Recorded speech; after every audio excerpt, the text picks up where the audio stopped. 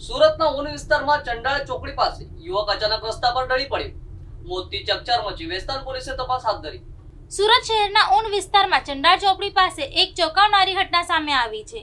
અહીં એક યુવક અચાનક રસ્તા પર ઢળી પડતા તેનું મોત નીપજ્યું હોવાનું સામે આવ્યું છે. યુવક અચાનક રસ્તા પર ઢળી પડતા આસપાસના લોકોમાં દોડધામ મચી ગઈ હતી અને ઘટના સ્થળે લોકો એકત્રિત થઈ ગયા હતા. સ્થાનિક લોકો દ્વારા યુવકને મદદ કરવાનો પ્રયાસ કરવામાં આવ્યો હતો.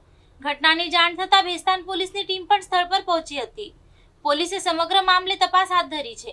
યુવક રસ્તા પર કયા કારણસર ઢળી પડ્યો અને તેનું મોત કયા સંજોગમાં થયું તે અંગે હાલ તપાસ કરવામાં આવી રહી છે.